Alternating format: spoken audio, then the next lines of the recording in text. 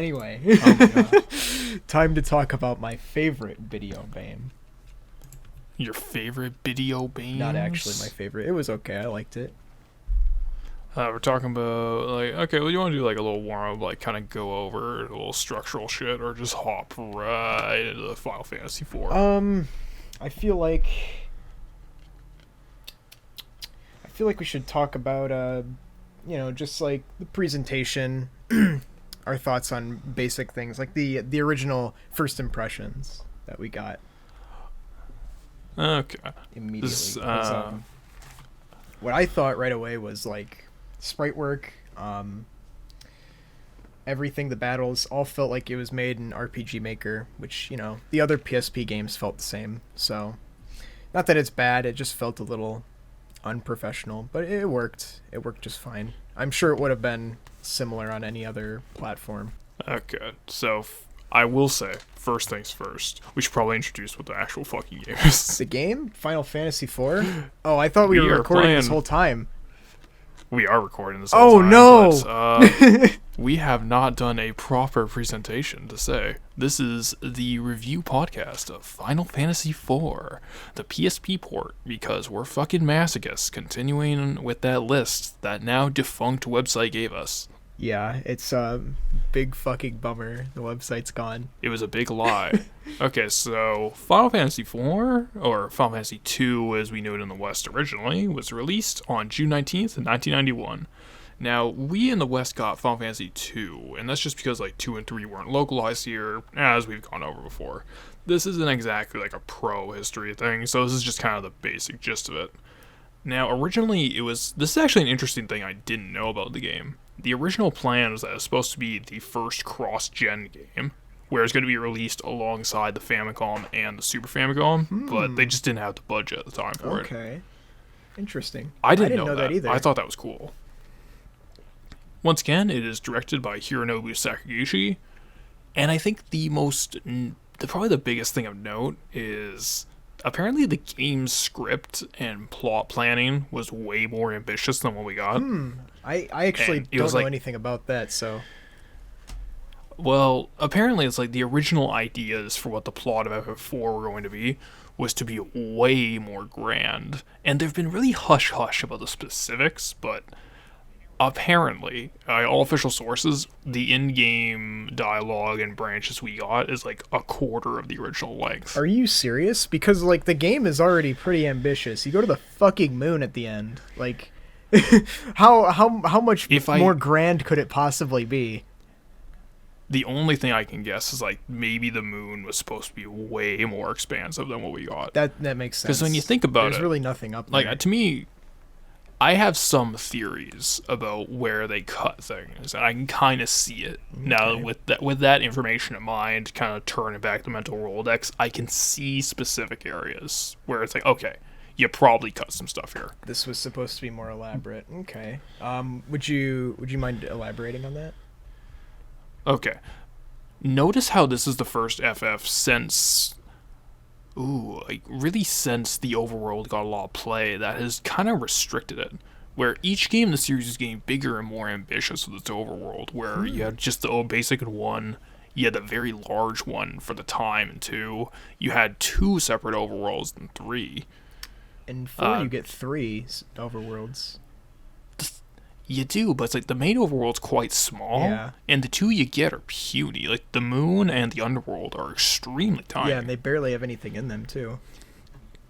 Yeah, like honestly, like for as much shit we're gonna talk about 3 going backwards, I will give that game some credit. It did a really good sense of scope, which I think 4 actually doesn't really capture as well. Yeah, I agree. Because like in 3. Right. Oh, in 4, like, the world is very small. Like, and you're allowed to explore it as much as you want. Pretty early on, you get access to a flying machine that lets you go anywhere, and it's like there's not much to explore. It's not particularly exciting. 4 is really fucking barren. Like, excuse my language, it's really barren in comparison to Final Fantasy 3 and even 2 to some degree. Yeah. Like, 2 was smaller, but it was a lot more dense with its content. Yeah, I remember a lot of, there being a lot of areas in 2, and I remember it being a little more, like, vibrant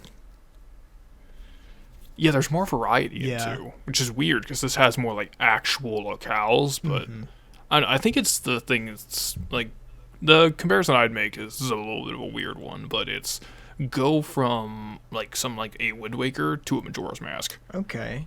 Wind Waker is way more expansive and open than Majora's Mask, but Majora has more variety. It's more compact. So it's like it feels as if there is more within the smaller space. Yeah, yeah. They That's do kind of more how I with a feel little. about like. Yeah, that's how I'm feeling about 2 compared to 4, where there's less, but what is there is more expansive. Yeah, yeah. I agree with that. But alright, so do you have a best thing and a worst thing about FF4? Best thing.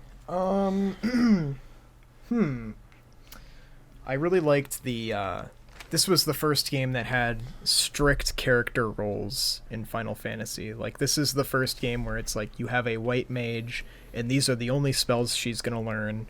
You have a paladin, he can defend your party members. I liked having clearly defined roles for my characters because it made them have a little bit more personality. In every other Final Fantasy game, every character just, I mean, well, I guess I say every other, but I mean 1 through 3. The characters just, they can fill any role you need them to. So, in that sense, they barely have any personality at all in the story. Yeah, that was a big thing that I really appreciated about this one, is it was also forced you to get really creative at certain parts, where similar to how FF2 would do it, where you'd have the guest party members, but unlike FF2, where any character could be anything, so it doesn't matter, when you get different characters, you actually have to change your playstyle around, which is really interesting. You have to shift characters from the front row to the back row. You need to think, oh, my wizard just left the party and I get I don't know, some short guy with a hammer. Like, I gotta put him in the front. Now I don't have spells. I need to find a way to work without them. Yeah, it's like, okay, now I have Yang instead of fucking Tella. Now I got Paladin Porum only, and they're extremely underleveled, but holy shit, that magic. Yeah, they've got huge magic power, but, they're very fragile, so they have to go in the back. And that's what I really liked having that, because that was one of the problems that I had with the previous games. Your main characters had no personality. They just they existed in service of the story, which I mean is fine, but it's not very engaging. Yeah, it's like I think 2 tried to some degree, but it was so bare bones. I remember we talked about it a little bit. Like, the characters had they had a little bit of personality, but I mean, of course they can do whatever you want, and in that game they have to do what you want or else they're not going to be very good. Yeah, it's like you have to play an extremely rigid play style to succeed. And so that was the thing I liked. What was your favorite thing?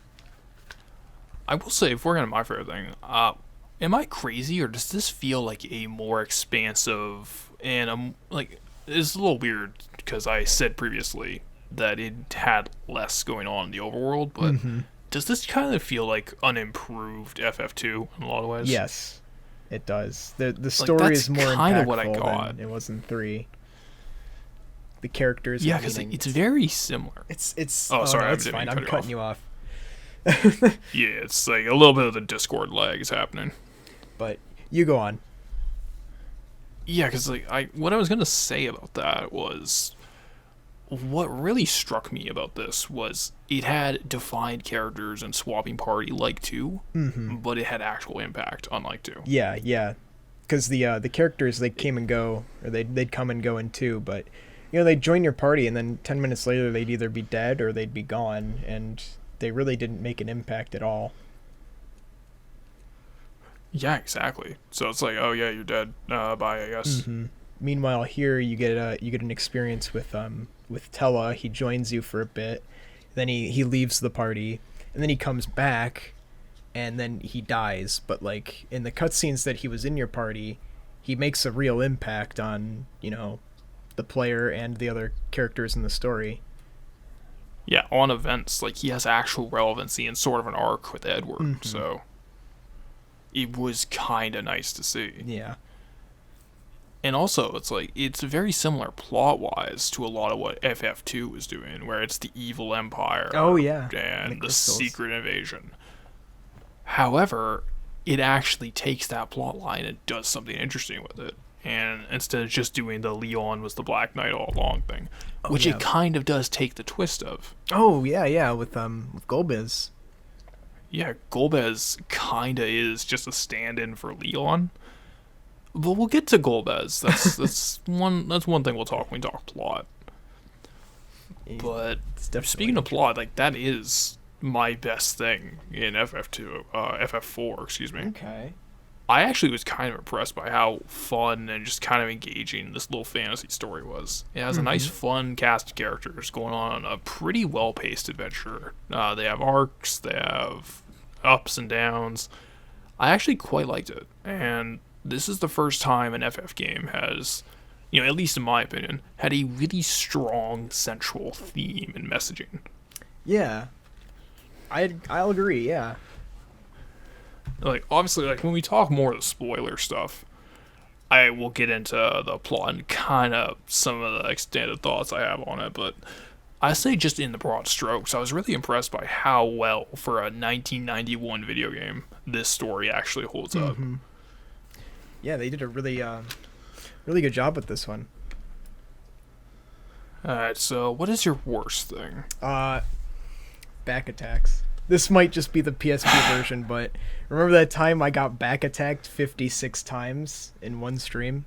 In a row? Yeah, like what? Like it wasn't in a 4 or row, 5 but hour stream? it was like within 5 hours. I got back attacked 56 times. I don't understand why.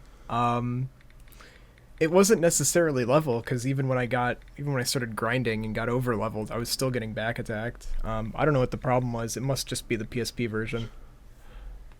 To my knowledge, because I have played just for full disclosure, I've played FF2, the Super Nintendo version, beforehand when I was much younger. So I had experience.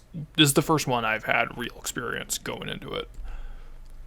But to my knowledge of playing that and then seeing bits and pieces of FF4 DS after I finished the PSP port, this is the only port that seems like it has really, really bad encounter rate. Wonderful. Of course, this is the one that has after years too, so... Yeah, I've come to the conclusion the PSP port is the worst way to play this game. Straight up. Worst way to play. It comes with after years, which we'll touch briefly on, I guess. We'll talk a little bit about after years. We'll do it at the end. Fuck after years, yeah. But yeah, so it has after years. It has the terrible like the horrible RNG, whatever the problem is with the encounter rate. And it doesn't have that classic sprite look that's really charming. It doesn't have the kind of cutesy poo 3D models. So yeah, it doesn't have the chibi models from the DS version. Yeah, exactly. So it's like, yeah, it's just I don't know. It's just the worst version. Yeah, it's and I'll fight people over this. I don't give a shit. So what was your least favorite thing? Worst thing? Ooh, fuck. That's hard, because, like, I will say this is the first FF where I didn't have any, like, major issues with it. Okay. It wasn't the greatest playing it. That's fine, but I didn't have any point where any, like, overarching mechanic really bothered me, unlike the previous ones. I suppose, like, some of the worst stuff comes from the plot elements of, hey, this character died. No, they didn't. Oh, yeah, the big fake out at the end where everybody was just alive the whole time. Yeah, they do that, like, fucking 6 different times. It's crazy. Yeah, Sid dies, like, twice. Yang dies twice. Parliament Porter fucking dead. Rydia dies. Oh, yeah, Rydia dies, like, well, I guess just once. That's pretty cheap that they make a character die just to say, oh, but it was okay, they were fine the whole time. That was fine the whole time, ladies and gentlemen. Don't worry, they got out okay. And it's like, but how? Sid literally rode that nuke down there. Like, how did he live? He literally did the fucking Doctor Strangelove ride the bomb. He literally did. How did he live? Explain to me. How did he live? They don't. They won't explain that. No, he hurt himself. Shut up. He hit his head. He just has a boo-boo. He's gonna sleep it off. Yep. Whatever. I don't know, like, I guess, like, again, it would just be the encounter rate of the PSP board. Yeah. One thing I would like to add that I did enjoy about this is that it's moving away from the past systems that the two previous games had. Like, so this one plays more like a modern RPG. So it's got an actual MP system with mana instead of how it worked in 1 and 3, where you had the charges, the D&D style, and it doesn't have linear character growth like in 2, where the only stats that grow are the things that you need or the things that you're using. They have preset paths. Like, you'll always gain these points when you level up as these characters, which I like. I like that. Sure, there's less options for customization, but there's less of a chance that you'll get stuck. Yeah, and it's like, the game is also more merciful with ethers. Oh, yeah. So it's like, I don't think it's quite to the level of 2 where you could just buy a bajillion of them and spam it to your heart's content. They're a little too expensive, but at least they're available. It's not like in 3 where, an elixir, there was only 13 of them in the game, and they only cured 1 character, so why even bother using them? Yeah, it's like never use spells until you get to a certain point where you can just burn through the level 4 and beneath spells. Yeah, so that is one thing I was going to say is, we were talking about this beforehand. We might not have that much to talk about with FF4 specifically, just because, similar to Final Fantasy 1, you can kind of see this is where the modern JRPG starts.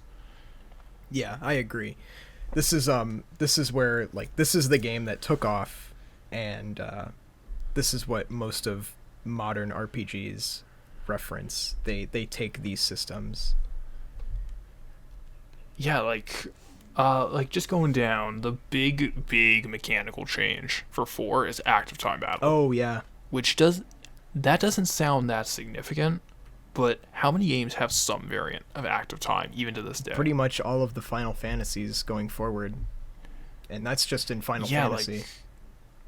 Like, Chrono Trigger had probably one of the better uses. Actually, better than any of the FF games I've played, honestly. So there's Chrono Trigger. Personally, I don't play a lot of active time battle games, so I don't know too much about other series that use it. Well, here's the thing. Would you count Parasite Eve's active time battle? Well, I mean, maybe, but I haven't played Parasite Eve. Oh. Okay, motherfucker. All right, I'm just going to keep this in. I don't even give a shit. Yeah, keep it in. It's fine. Keep this in. You're playing Parasite Eve. We're playing it. Well, here's the thing. It's a Final Fantasy spin-off. We have a reason. It counts. It was one of the original FF7s, so technically we have an excuse. It counts. Just like Chrono Trigger was. Ooh, that might be fun, actually. It's like Chrono Trigger and fucking Parasite Eve. They count. They're part of the spin-offs. I'll get to them eventually in 2033. Apparently from here on out, the games aren't that long, so... Hopefully. And I know, like, FF7, because that's when we start into the games that I'm most familiar with. Like, 7 itself is, like, 25 hours max. And it's like, that's if you're running around. Wonderful. So what else is active time battle? I'd say, like, active time really boils down to any game where you have sort of that weight limit and cooldown. Okay. Which, could you extend that to MMOs? Yeah. I think so. I mean, you have to wait for the cooldown on your ability. Yeah, cooldown abilities in MMOs, in sort of like CRPGs, dungeon crawlers, things like that. Mm-hmm. I think that counts. And I'd say also this is where especially specifically for the JRPG, the trope of they are story-first games comes from. Oh, yeah, okay. Yeah, that makes a lot more sense because in 1 especially there is no story. It's mean, it's just do the bare minimum. And then 2 and 3 are kind of the same. They're not very engaging with the story. Yeah, like 2 tried, I'll give it credit, Mm-hmm. but 4 is where it actually kind of succeeded. Yeah, 4 And is where it's it really where really took off. Yeah, and like how many JRPG protagonists boil down to just being fucking Cecil? Oh, With some past they have to atone for. yup. How many boil down to just being that character? Spoilers, but if you're listening to this, then you have one yourself to blame. But they have some sort of divine past, like Cecil being the moon person. Mm-hmm. Yeah, you've got a divine secret past, and you've got to atone for some crime. Yeah, which I will say, I think 4 does that trope better than most, but we'll get to it in a bit here. But Okay. Well, in a lot of ways, this is the JRPG, the beginning of what's most of these tropes. mm-hmm. That's what I've noticed too. There's definitely a lot of these things, especially the characters that come up later, like Kane being your rival character, who's starts out friends, but then everything he does is against you. That happens more. Actually, kind of like Kane as a rival character, because that becomes an extremely common trope in fucking video games. But yeah, it was that's one of the issues of talking about FF4 specifically, is that it's just it's the beginning of every other game, basically. Yeah, so it's everything in FF4 we can point to and say, oh, that was kind of expanded on and done more interesting in this game or this game or this game. Mm-hmm. Which isn't to say that 4 is bad. It's just I like 4. It was the beginning. It wasn't as refined. I'll say 100%. It's some of the elements are a little crude. We talked about the death fake outs and everything, which unfortunately that's also kind of common. But yeah, definitely. But also, I think the party composition. Is it just me, or is it kind of weird how they don't really explain to you the rows at first? They just kind of let you go do it. I think it's fine that they don't, because once you figure it out, it's you always knew, right? Like ranged attackers or magicians go in the back because they're squishy. They take a lot of damage. It's just... I think it's mostly just because, in the previous games, you could do any character in any slot would go to a specific row. Where in this one, you have to think more on the specific composition of who's in the center of the screen, Oh, that's who's what at you mean. the top. I thought that was a little weird. I didn't really like that. I guess that makes sense. Yeah. It's such a nothing complaint, but it's just that's the only thing that we can find is a little weird. Yeah, but it's it was because it was the first that really tried the hard party, the hard party roles. It wasn't like a game where you could make your own party or decide who does what. These characters have they have defined roles that you need to follow, and you need to work around them. So yeah, it's okay, let's say defined rules for characters, active time battle. Chrono Trigger did that. Yep. And I think Chrono Trigger does it better. The whole character has pasts in they have to atone for with some past that they have to look into or come to terms with. A million other games probably did that better. In Final Fantasy itself, there's games that did that better. Yeah. So I'll go to bat. I'll say 7 does the plot twist way better. 7 plot twist? Well, we're getting dangerous into spoilers. Oh, I'm not into fucking... You will not expect it. I will say, for all of the translation fuckery of the original 7, I don't think you're going to see the twist coming. I think it's pretty clever with it. Alright. I think it's good, man. We'll get to it. We'll get to it. You'll hear me cry when you say it's a bad game. When I say Vincent sucks. Fucking Vincent sucks. Fucking FF7 sucks. I can't wait. And you'll just hear a grown man sob ugly tears live. I think Final Fantasy VII is cringe, bro. Don't even fucking Don't get me even started fucking right now. start. God, don't. No one's gonna get that but the in crowd, but yeah, it's like that's kind of the issue of going back to 4. It's just the beginning. And Like there's not much we yeah, can say. Like these things are all done in other games, but better.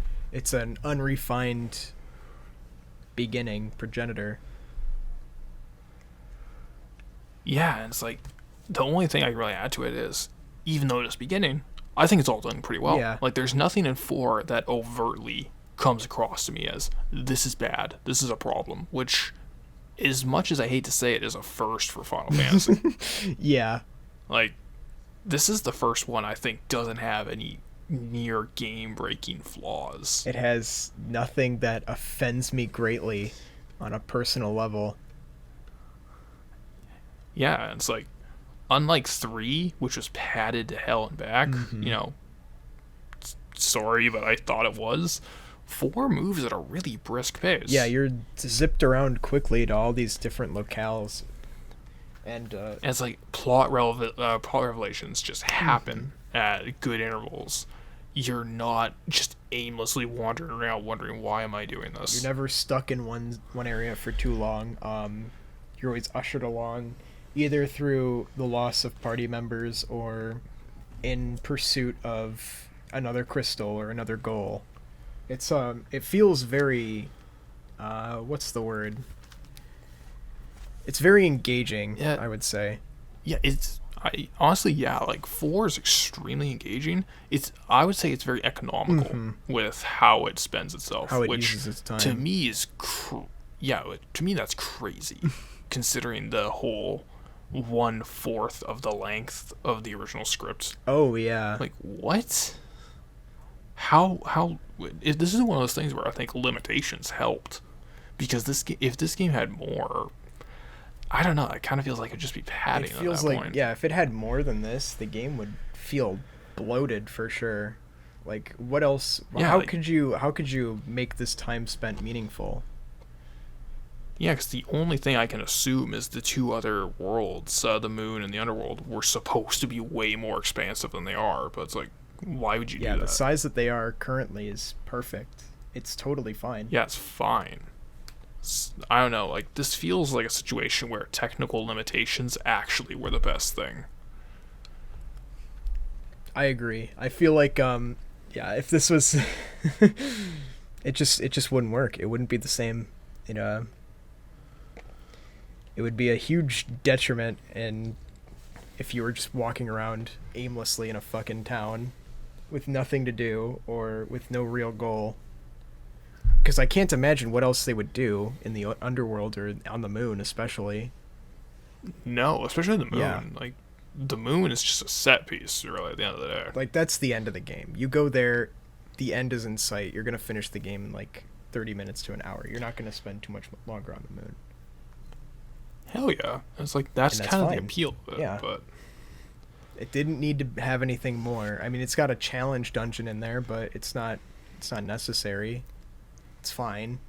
now, I will say one thing that specifically is just about active time, because that is the big mechanic they added. Am I crazy, or does it not feel substantially different enough from turn-based? I don't know. There were times where I would have problems with it, like when you revive a party member, they could die before it gets to be their turn again. And I didn't like that much. Yeah, like, that really got on my nerves, where sometimes that would happen, sometimes, I don't know, sometimes I felt like the speed stat didn't matter that much for the ATB gauge. That's another thing. Yeah, like sometimes it felt like it was just being strictly turn based. But Yeah, so it's I'm not a big fan of the active time battle system. I prefer turn based because I'm a fucking brainlet.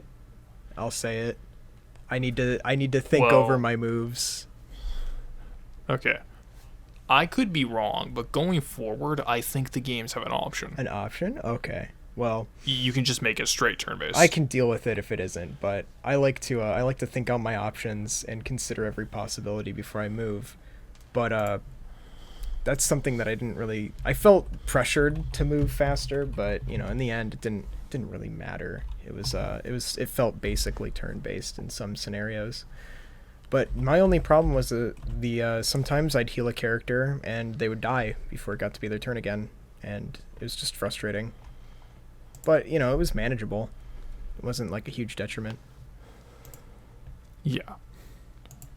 I mean, I don't know. Like, it's to me my biggest problem is that it didn't feel separate enough. Yeah, it didn't feel where, different enough from just regular turn based.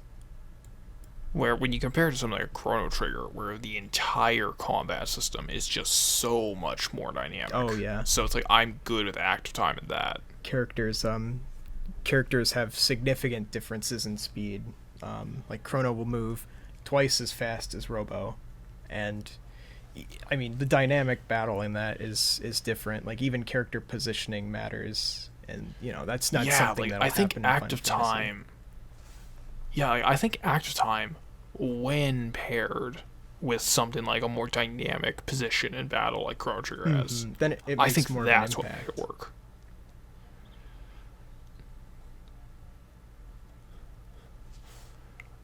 But yeah, like outside of that, like in general, I thought FF7, I thought FF4.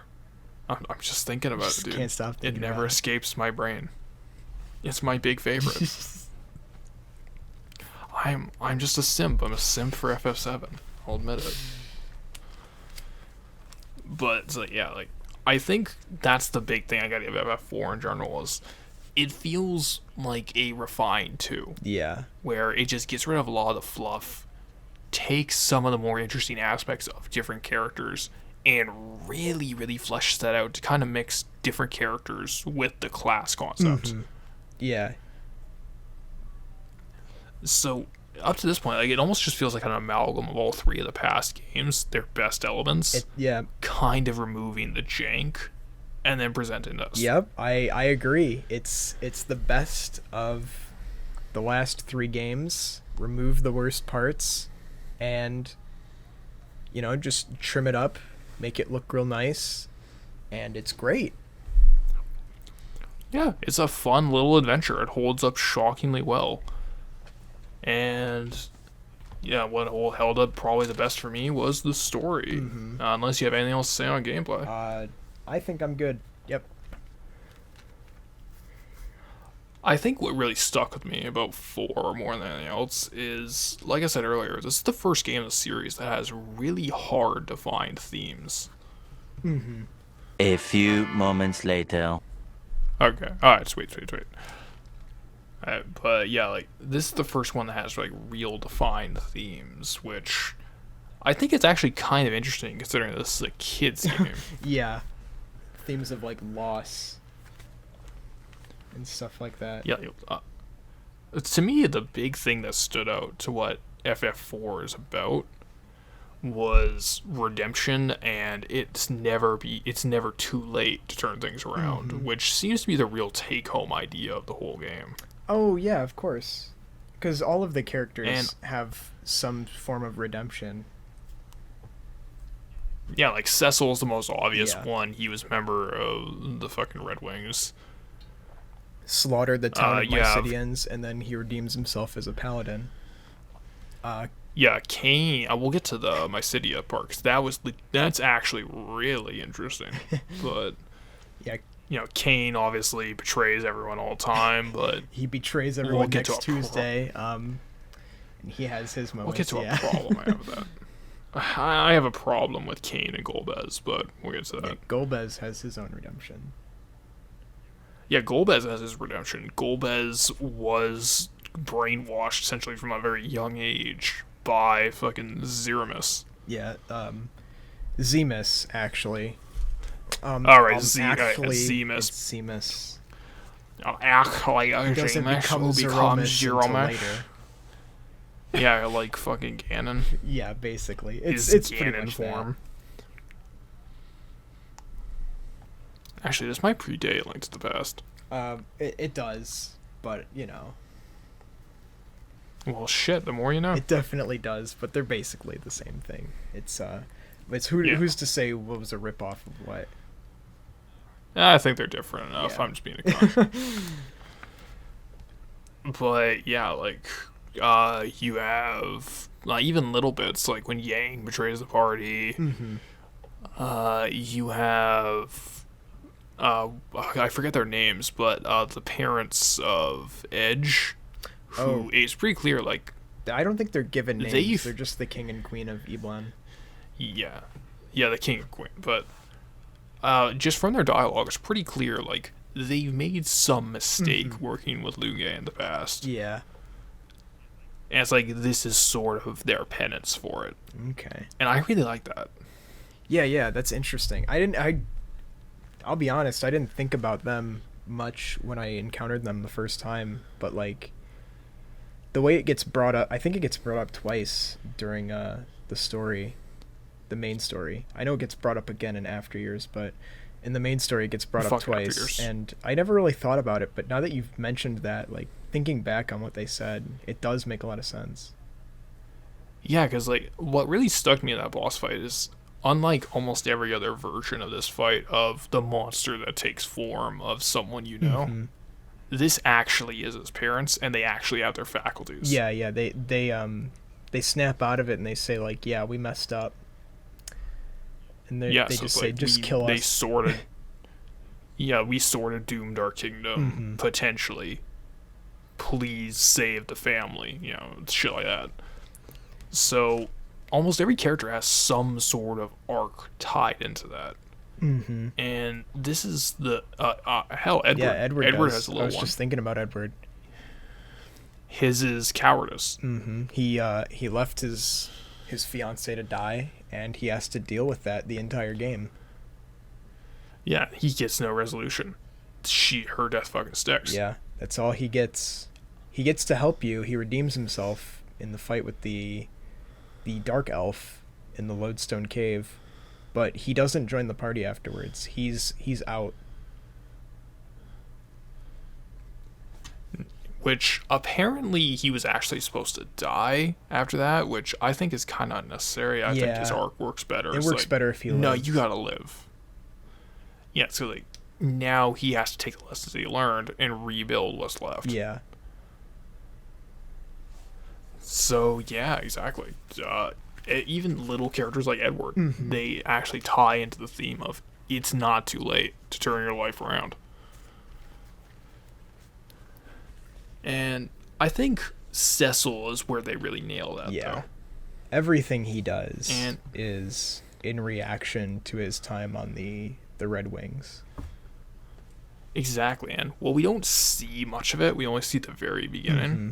It's implied that he's done a lot of awful things, like he did in Mysidia for the crystals. And Yeah, this is what he needs to do to redeem himself. What's really interesting about it is that, again, this is a kid's game, and it's not shying away from the fact that he's basically just a mass murderer at this point. They don't shy away from the fact that he actually committed genocide against these people, these weak mages that couldn't fight back. Yeah, exactly. That's kind of ballsy for a kid's game. Yeah. Like, obviously, there's mitigating circumstances. Like, the guy was basically coerced into doing it the whole time. Yeah, I mean, he was forced into still- it under orders, but that's he understands himself. That's no excuse. Yeah, and that's what I really appreciate about that. It's He never hides behind And that- the orders that he was given. He says, "Yeah, I knew it was messed up, but I still did it. I had no choice." yeah, he never wants. It's like that actually makes Cecil kind of an interesting character because like he can be a bit of a stick in the mud, but that's actually kind of what makes it interesting work where he's so rigid as a character in his morals where it's like he almost sees being the Dark Knight Cecil as a punishment of itself. Oh yeah.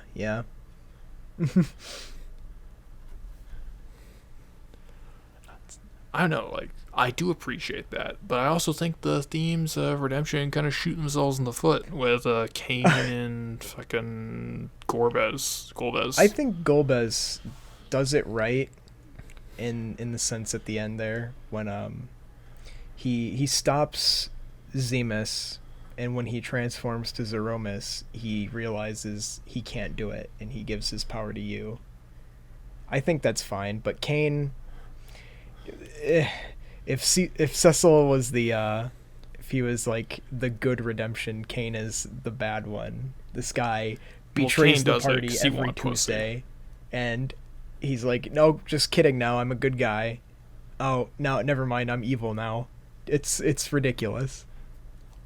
Well, on top of that, Kane did it because he wanted Rosa pussy. But That's true. He was also a simp for Rosa. yeah, it's like, that's kind of, I get it, I get it. But, come on, she's kind of hitched. But, I don't know, like, I think my problem with Kane, and especially Golbez, is it doesn't come across like they are willingly choosing to be traitors or villains in this case. It really feels like it's just Zemus brainwashing them, and they kind of just hand wave it away as brainwashing. Especially Kane. I don't know so much as well, actually, I guess it makes sense. I don't know, Kane, because Kane was being manipulated. He was like taking his thoughts for Rosa and amplifying them, and it wasn't really forcing him. It was just like, it was bringing that voice out that wanted to do these things, that was jealous of Cecil and lusting over Rosa, that made him do it. And I think he kind of gets it at the end where he's like, I can't go with you because of what I've done, and they force him along anyway. Which is also, interestingly enough, that's kind of the same thing that happens with Leon. Except with Leon, they let him go. Actually, yeah. They let him just leave. Yeah, Leon, well, actually, no, because like Kane at the very end, like Leon, he just fucks off to the mountains. He leaves. I don't know, because like we said during the FF2 cast, one of the things that I really liked about Leon was he chose to be the Dark Knight Leon. He was not brainwashed. There was no coercion whatsoever, and I thought that was really interesting. He was shown another path. He was shown that, the Empire is the winning side. Join them, and he took it.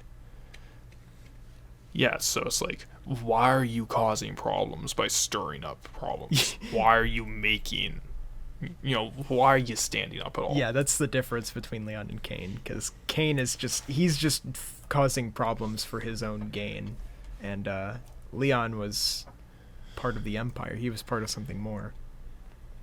Yeah, where especially Leon, it's like it felt like Leon had a reason. Whereas like, even if it was a faulty reason, it makes sense because like the implication is they're young, their village is killed by the Empire, and just everyone they knew gone. Yeah.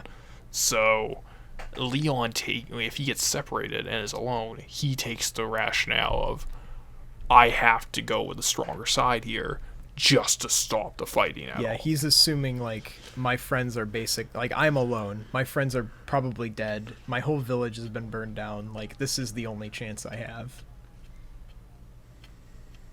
Kane, on the other hand, whereas with Kane, he just wants to get his dick wet. Basically, it's like he wants to get his dick wet, and it's not even his own desire. Like, at the very least, they could have, like, a Streetcar Named Desire thing where he's just so enamored with Rosa that by his own volition, he's irrationally doing these things to try to, like, force her hand. That would make first, like, more of a compelling character because he's willingly doing it. It's when you add Zemus in, it's like it's debatable whether he's actually doing it because he wants to or if he's just being mind controlled, and that's not very exciting. That's not very interesting. Yeah, to me that's the worst kind of ambiguous motivation because if it's something like just off the top of my head, Frankenstein, the original book, where you debate who is the real monster between Victor and the creation. There's an actual argument there. There's no argument. It's only like a coin toss if it's like, okay, if he was brainwashed by Zemus, then Kane's fine. Yeah, then he's clean. Kane has nothing to repent for. Like, he was brainwashed. There was nothing he could do.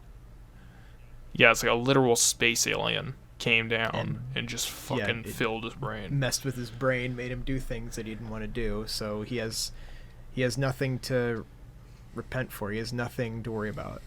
Or, what if it influenced his thoughts and made his darkest desires come to the front? Then, that'd be more interesting, but we're never really given there's something a real answer. There. Or even what I would like better is, what if he just wasn't influenced? Yeah, even what if better. He just chose to. He just had the opportunity to do it, and so he did. Like, he had the opportunity to one-up his biggest rival and take his wife, so he took it. Yeah, it's like, that'd be a lot more obviously interesting. this is just kind of, this is getting into territory like rewriting the game, obviously, so you're supposed to avoid that. Yeah. But I don't know, like, I prefer that. Same thing with Golbez. Like, what if Golbez wasn't manipulated by Zemus at all? What if he just willingly chose to serve and follow Zemus? Well, and by that you mean, like, subjugate the blue planet and all that, right? Yeah, like, what if he's like, okay, you know what? This is my lineage. Well, I hate to tell you this, but that's basically what After Years was all about. Get the fuck The out. other moon was full of people who wanted to take control of the blue planet and subjugate the humans as a lower species. No. That's what fake radio is all about. No, that's dumb. There was a second moon. Hate to tell you. Well, I mean, there were always two moons, right? It's I just know, the like, other moon didn't matter. But yeah, they come from the other moon, and they want to take over the world. Remember when the end was just, I'm going to go sleep on the moon with my people, Yeah. and I'll wake up and I'll get to hang out with them. We're going to go back to That was the a moon nice ending. and hibernate, because that's where we belong, but you guys belong here on Earth. So take care of your That planet. was a nice ending. Yeah. It was a really nice ending for him. It was a really cute ending for Golbez. He got a little moment at the end. He did his thing. He No. redeemed himself. He went back to his people. Things were fine. We didn't need a whole nother story. Okay, like, do you want to just do it right now? Just After get Years, After Years yeah, out let's of rip the way. Band-Aid off. I played After Years, and it took like 35 You hours. played the whole It fucking sucked. thing. You did the whole thing. The whole game. It was not very good. I highly do not recommend it. Highly recommend you do not play this game, because it's not interesting. It goes in depth about, I think it's 14 years later or something. Anyway, all of the characters are older. They all have children that you play as, and as the original characters, and they all have stories that range from being like, maybe a little interesting to just being really, really uninteresting. It's not worth playing. Does it add anything of value to like the lore or the lore? story of 4? Absolutely not. In fact, I would say it detracts Fantastic. the value that the original game had. Fantastic. That's what I want to hear. Yeah, it's I want to hear that this canonical sequel ruins the game that I like. Yep. I mean, Cecil and Rosa have a kid. His name's Theodore. He can go Super Saiyan because of his. Oh, so he's just fucking Gohan? Yeah, he's literally Gohan. He can go Super Saiyan because of his Lunarian heritage. Oh, he's so strong. Oh my god. And then you have Kane show up and say, "Why do you choose not to fight, Theodore?" Basically, yeah, Kane Kane comes in, he's like in disguise, and he motivates Theodore to fight back against whatever, and then Kane... Oh my fucking god. Hold on. Yeah, he does. Are you Yeah, serious? I'm serious, he does that. That's just Vegeta and Gohan. Well, anyway, it's funny that you say Vegeta, because then Kane has a battle against evil Kane, and then he becomes Holy Dragoon Kane, and becomes a good guy. Which I'm assuming happens with Vegeta. I don't know, I don't watch Dragon Ball Z. Well, okay, But I know well, Vegeta becomes like, a good guy. Vegeta, like, he becomes a good guy, but then he has like a midlife crisis and becomes the most dickhead Vegeta ever. But then he redeems himself and dies and goes to heaven. Alright, well, that's basically what Kane does. That's basically what happens with Kane. He becomes the biggest cunt in the world for petty reasons. Well, at least he doesn't betray you no. in after years. It's just evil Kane. You know, he should have betrayed you. He should have, just for old time's sake. Just one time. Just at least one time. Like, yeah, fuck it. Like, let's just rip off Dragon Ball wholesale. Just have Kane kill a bunch of people for, like, fucking dark power or whatever. And be like, we must fight Cecil to the death. Well, they ripped off a little bit, but not too much. Nah. And go full ham. Do it. The moon dungeon also, yeah, the final dungeon is 15 floors, and you have to do a boss rush of every boss that you fought in Final Fantasy IV. And then there's another boss rush. Well, the next dungeon, the actual final dungeon, is 30 floors, and you have to do a boss rush of every boss that you fought in Final Fantasies 1 through 6. And I haven't played 5 and 6, so I didn't know what those guys were, but I know Gilgamesh showed up once. And it was very, very long. It took like 5 hours to get through that dungeon. Yeah, I saw. It's like, hey, here's all this references to the old games. Remember old games? Wouldn't you rather be playing those? Wouldn't you rather be playing a better game right now? I would play FF2 over After Years. Yeah, me too. I think After Years is the worst Final Fantasy game. From what little I've played and everything I've seen, yeah, I'll comfortably say a worse FF4, so grindy that maxing out all your stats by cheating isn't enough. Oh yeah, that's true. Yeah, I maxed out my stats. I got to level 99 with every character, and I still had trouble beating the final boss. Maybe because I had completely lost all my patience, but I wasn't really doing things smart in the final fight. But, you know, I had maximum power, so I didn't think it mattered, but apparently it did. I don't know. I was just so done with it by the end, I didn't even care.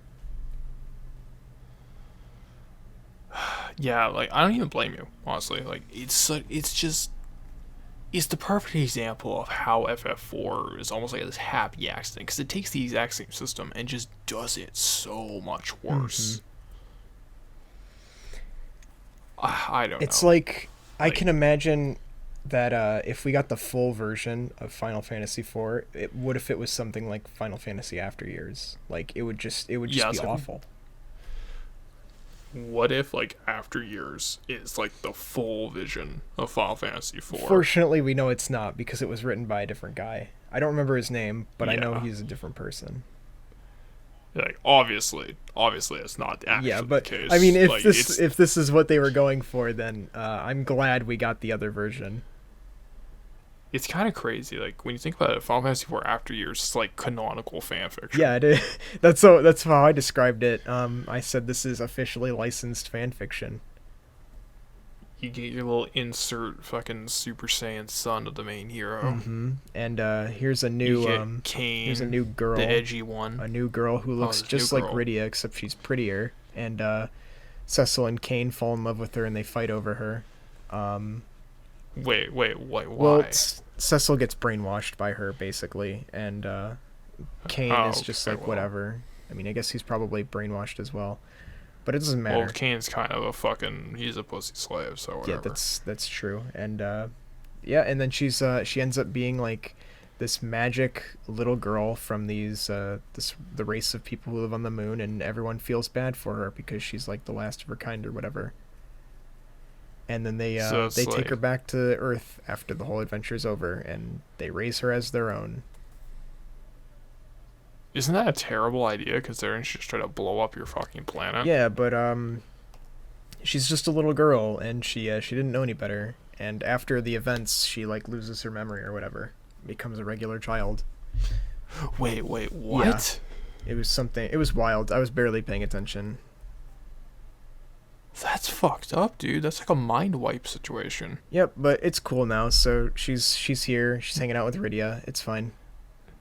No, it's very much not cool. I'm disturbed by this. It's like, okay. This is gonna be the weirdest fucking poll I have ever done in my life. Have you ever seen the Disney CG animated movie Chicken Little? Chicken Little. That's. I think I've seen that.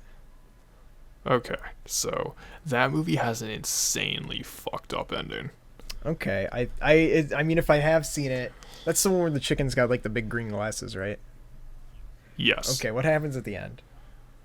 Okay, so the big fat pig character has this bully, and it's like the bully like talks shit. It's a girl bully. Okay. So she talks shit. She beats him up or whatever, like traditional bully shit. Well, what happens is like this bully who's kind of like a butch girl Okay. gets like mind broken by an alien to be a bimbo, What? and I'm not joking. This is in the movie, and like she comes like typical like, "Hi, I'm Stacy. Oh my god," Okay. like that kind of Valley Girl shit. And what happens is the pig is like super turned on by this now. He's super into it. All right. And they have an option at the end of the movie to like, oh wait, we can actually like fix her. You know, we can turn her back to her old self. She'll have her brain back. And the pig is just like fucking freaks out and says, no, she's perfect now. Good lord. And it's implied that the pig is now hitting that. Okay. Yeah, weird. That movie is fucking... It's the same kind of shit. That movie's fucking disturbing, actually. Like, there's some really weird shit. But yeah, the kid's mind wiped, and she goes and lives with Rydia in Mist or whatever, because they look alike. Yeah, or it's whatever. fucked up. It's like, yeah, you're my daughter now. You're my kidnapped daughter now, evil me. Basically, actually, yes. And the green-haired girl, I don't know if she has green hair. Maybe it's like more of a teal color. Anyway, she looks like Rydia, except she has like teal hair, and her name is, I think it's Maynard, or something like that. Anyway, she's the villain. She gets mind wiped at the end. She uses summons just like Rydia. She's basically Rydia, And now except you're- evil and hotter or whatever. And now you're like my fucking And child now or we have whatever. your child version of you as we raise it as our own. Is Edge okay with this? I don't Or know. is he and Rydia I actually still, don't still remember doing if he it? was in the cutscene. I can check right now, honestly. Wait, I need to know. Did my man Edge score with Rydia? I think he does. Hell yeah. I know he says that Fucking- he's too young to be thinking about having kids. And when Edge chat. Isn't he like 30? he's supposedly Or in his 40 mid to- in after years, like 42. Yeah, like wouldn't him and Rydia be like fucking nearing middle age at that point? Rydia I think is hitting 30, pushing 30 at that point. Wasn't she like 20 after the time skip? I think 20 or 18, 19. Yeah, so like she's in her mid 30s at that point. I know it's a significant time jump. Like, Palom and Porum go from being, I think, 5 years old in main Final Fantasy IV to being, like, 23. So it's a significant amount of time. Okay, here we go. Here's the cutscene. Yeah, she lives in Mist now. She lives with Rydia. She looks like you when you were young. She runs up to Edge and she just says, "Hey, let's hang out." Yeah, looks like she gets raised with Edge and Rydia. That's kind of fucked up. It's like, hey, you're our fucking space child that we brainwashed. Let's forget that you tried to blow up the Earth. Yeah, just forget that you tried to kill us at one point. That's not gonna bite us in the ass in the future now. No, because they're raising her now. They're gonna make sure that she doesn't do that in the future. I don't trust the chick who summons dragons and the guy who's literally horny on main every cutscene he's in. What do you mean? My man Edge is the best. I love Edge, but I don't trust him to raise children. Well, he's a grown ass man at this point. He's calmed down in After Years. Oh, wow, boring. But yeah, it just serves to make him more boring. Yeah, great. That's After Years in a nutshell. The whole thing is just poorly All of the thought out characters fanfiction. end up becoming like either more boring or more insufferable, and the new characters are just not very exciting or straight up insufferable. Hell yeah. Man, now this is a bad note to end on, because After Years is the fucking worst. Yeah, After Years kind of sucks. Interlude is not that bad though. Also, Interlude is only 30 minutes. I didn't play actually. Is it good? It's all right. You get to have the amazing Monk A and Monk B join your party. My favorite characters in the game. Hell yeah. You couldn't even name them. Monk A and Monk B. Yeah. It's all you need. They make a cameo in After Years. Oh. Cool. Where they're also the best characters. It's like, I fucking hate, like, Cecil. I just said he was a really good protagonist for a game of this time, and I fucking hate him just because he was an After Years. Just because he was an After Years. Yeah, I hate all of the cast because of After Years. His character gets assassinated in After Years. Oh, yeah. His Cecil got brainwashed. Shut up. He gets brainwashed, he's a vegetable now. And then when you get to the moon, he gets mind broken. He literally can't speak for like the entire moon segment. Literally, he's just a fucking drooling Jason Voorhees. Yes. He's just moaning and drooling all over himself. It's actually like really distressing. If you liked Cecil, it's like now he's like shitting himself. Is it just like that fucking? Is it just like all the whole party are just trying to talk and have their cutscenes, and Cecil's just in the background going? Yes, at some points it does do that, where he just like starts moaning, and they're like, "Oh, well now he's like freaking out. What do we do?" It's whack. It's totally whack. It's like, okay, let's just rip off Berserk and throw Casca in there, why don't we? Well, this is fan fiction. You can't think of it too highly. Oh, of course. All I'm thinking about now is like that scene from Young Frankenstein when he tries to get Frankenstein to do fucking... There's 2 Frankenstein references today, but whatever. But where he tries to get the creature to sing, put it on the rest of them. And literally the creature just stops and the chorus goes... Yeah, here, let me find it. It's in the same stream. He just starts like... Because they have to like get the crystals to make his mind go back to normal or some shit. But yeah, he just moans. Oh yeah, and Edge's parents are here on the moon somehow for some reason. It's because fan fiction. Yeah, they're here. Oh, this is where I lost my patience and did the cheat code. Yeah, and you still couldn't beat it? Yup. Yeah, he just Isn't that great? moans in the cutscenes. It's fucking ridiculous. Isn't it great? Don't you love it? Yeah, After Years was a mistake, but I'm glad I played it. I'll be honest. Why? Why? I you know what? I'm not glad you played it. I'm really not. I'm glad I played it because now I know, like, this is the lowest it can get. If it gets any worse than this, then I'm gonna be really shocked. Sometimes it's good to play bad things as a sort of a palate cleanser to make you really appreciate the good parts. That's fair. I can see that argument. Because that's like... This is playing After Years we'll really see. made me appreciate how good 4 was. We'll wait and see.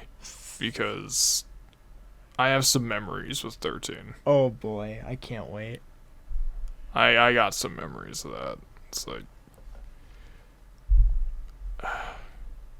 I was gonna say the only benefit is that it's shorter, but I actually don't think it's shorter. I think it's like 30 hours, so fucking great. Oh, you mean After Years, or...? No, I mean 13. Oh, 13. Yeah, 13. But don't worry, 13 gets good 20 hours in. Or so I've heard. It does not. By many people. I can confirm. I don't know, Zyno said Yeah, it got different 20 hours in, and it was slightly more enjoyable, but that didn't mean it's good. It got different. It gets different, It's alright. different. Do you like big, open, empty fields like it's fucking Skyrim? Have fun. Oh boy, I can't wait. Oh, yeah, it's my favorite. Whatever. But yeah, that's FF4, unless you got anything more to say. I don't know. I would like to mention that I didn't like the random encounters. I think I said enough about that with the back attacks. But I noticed that early on in the game, I was starting to dread random encounters. I was thinking, like, I really have no point in fighting these. Very early in the game. It's just, there's too many. Mm-hmm. And I think that's just the PSP version. That's the biggest problem. I had no problems with that when I played the Super Nintendo version. I saw a little bit of the DS version. No problems there. So. Okay. But yeah, I think that's all I have to say about it. Yeah, I thoroughly enjoyed this. I was very happy to go back to FF4. Even if this is probably the worst way to play it, I still thoroughly enjoyed it. Yeah, I didn't really like Final Fantasy IV when I first played it, but then I played After Years, and I thought back and I rewatched my footage from Final Fantasy IV, and I thought, it was actually pretty fun. It was really enjoyable. I liked it a lot. I think After Years, however, more than anything, stay away from that one. Fucking After Years. Stay away from that one. I think, like, what we're saying is, like, 4 is a really delicate balancing act where it is a dirt simple game, but it does almost everything right. Yep, it does a lot with a little. That's much harder to do. Yeah, like, that's much harder to do than you'd expect. Mm-hmm. So when you compare it to something like an After Years, or even, like, let's just, obviously kicking a dead horse when it's down, but FF2, you kind of see, like, okay, this actually was quite a cleverly made game. Mm-hmm. There was a lot of care put into the pacing, into the encounter design, not including the PSP board. Yep. But, there's a lot of craft put into this, and I can see why this is the one that really caught people's eye for Final Fantasy, where it became the benchmark and the one that was the most copied of the early games. Yeah, there was they did a lot with a little. There was a lot of effort and care put into this one. It was ambitious, but not to the point where its ambition overtook the gameplay or story, which is Exactly. Can't say that for 2. It was a little too ambitious in the story side. The gameplay couldn't measure up. Honestly, you can't say that for a lot of games, including a lot of games in this very series. Yeah. Like, we'll get to it. When we get to the games that I know way better, I'll have way more to say about the failed ambitions of, like, Final Fantasy 7 through 12. Oh boy, I can't wait.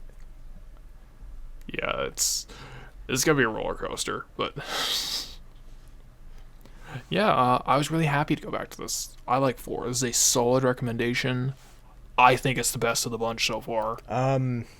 Honestly, I think I'd agree with you. I'd rank this one above my original favorite being the first one.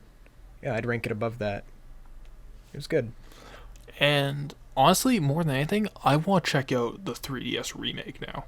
Or the DS remake. The 3D remake on the DS, excuse me. I really want to check that game out. I heard some strange things about that where, like, you can rearrange party members' abilities. Like, you can give different abilities to characters that shouldn't have them. Like moving Palam's bluff skill, which doubles his attack magic to Tella, or moving Porum's cry ability onto Cecil. That's bizarre. Yeah, but I remember that could be interesting. Someone mentioning it while I was streaming. They were saying you can move their abilities to different characters, and I'm like, no, you can't. And they said, oh, you can do that on the DS version, and I think that allows for more customization and more strategy, but I mean, it also comes at the cost of why would you put Cry on Cecil? Like, that doesn't fit his character at all. So, I mean, it doesn't really matter. That feels like the kind of thing that was just added. Yeah. Because, we got tech now, we can do it. Yeah. And I mean, in the end, like, its gameplay doesn't really affect the characters that much. Yeah, it's like, and you can just choose to play a classic and all do it. Mm-hmm. That's right. So, yeah, if anything, I'm really interested to check that out. But yeah, solid thumbs up recommendation for FF4. I agree. I liked this one quite a bit. Which means we will move on to FF5, which is... This is one of the ones I'm the most interested to actually check out. I've never played this, but I have seen the most about this one compared to the previous ones that we've played. I know the most about this one. Yeah, like, we both watched the same buddy of ours stream this game a fair bit, so we have decent knowledge going in. Mm-hmm. But it's going to be interesting to play in an unlimited manner. Yeah. Check out the All Berserkers playthrough on Recommended Playing's channel. Oh, I'm going to link it in Yeah. the fucking... I'll pin the comment. Fuck it, I'll do it. I'm crazy. Yeah, just put a timestamp or mention it and say, yeah, check this out. This is what we're talking about. I'll fucking do it. I'm fucking crazy. I'm dude. planning- I'm planning on playing the Game Boy Advance version. I assume you're playing a translated Super NES version? Yeah, I'll be playing the SNES original as close as I can. I don't want a situation where I'm playing the PSP version again. And it's like, oh, I'm playing the worst version. All right, I understand. Great. So I think we'll have a little bit more to say in comparison of the versions that we played. I hope we don't. I'm gonna be blunt. I really hope they're just the same game. It's like, oh, that's a what good if we finally did it? I do know that the Game Boy remake has extra classes, but they're all post games, so that shouldn't be a problem. Oh, yeah, it shouldn't even matter. But yeah, that was FF4. That's about all I gotta say on it, honestly. I believe we've covered all the points I want to cover. Yeah, this went for a decent length, actually. I was kind of surprised. Didn't think we'd have as much to say. Yeah, I expected this to be 30 minutes, not an hour and 15. I mean, it's going to be whittled down, but... Yeah, but, like, barely any of this was, like, off topic. Mm-hmm. So, yeah, that's about it. Well, this has been Alright. Final Fantasy Forecast with one Doom Yeah. Game Critic and Sticky Rick. And hopefully we won't be as long this time, because... The last episode came out like a couple 3 months ago. Like, goddamn. But yeah, it probably won't be as long this time. We're going to have actual passion for playing fucking 5. So thank you for watching. I won't be And we'll catch absolutely you soon. sapped from after years. Yeah, literally just dying. Crawling of over that just finish fucking line. after years. Just, you know what? How about I play literally anything else for 2 months? It's time to play a good game now. I will play fucking Paint Dry Simulator before I play After Years again. Yeah. So hopefully So yeah, Final Fantasy V impresses. hopefully it's good. So yeah, take it easy. Until next time.